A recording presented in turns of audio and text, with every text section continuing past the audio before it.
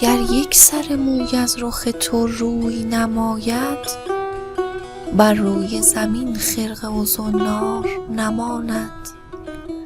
آن را که دمی روی نمایی ز دو عالم، آن سوخته را جز غم تو کار نماند.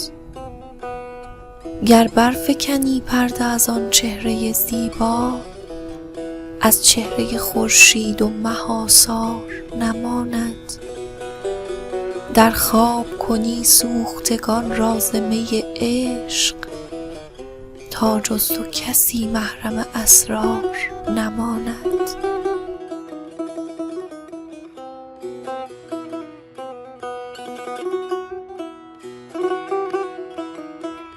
تویی نقشی که جانها بر نتابد، که قند تو دهانها بر نتابد. جهان گرچه که 100 رو در تو دارد، جمالت را جهانها بر نتابد.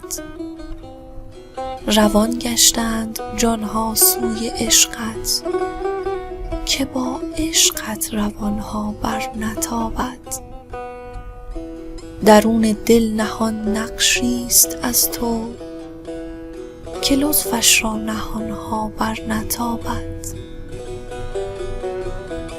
چو خلوتگاه جانایی خمش کن، که آن خلوت زبانها بر نتابد.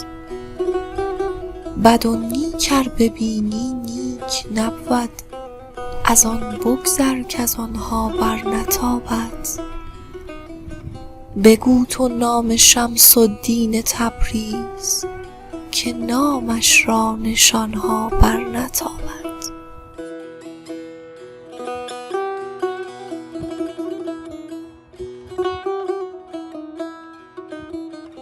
چون بر رخ ما عکس جمال تو برآید، بر چهره ما خاک چو گلگونه نماید. خواهم که ز زنار 200 خرقه نماید، ترسا بچه گوید که بپوشان که نشاید. اشکم چو دهل گشته و دل حامل اسرار، چون 9 مهه گشته است ندانی که بزاید. شاهیست دل اندر تن ماننده گاوی، وین گاو ببیند شه اگر ژاژ نخاید. وان دانه که افتاد در این هاون عشاق، هر سوی جهد لیک به ناچار بساید. از خانه عشق آن که بپرد چو کبوتر، هر جا که رود عاقبت کار بیاید. آیینه که شمس الحق تبریز بسازد، زنگار کجا گیرد و صیقل به چه باید.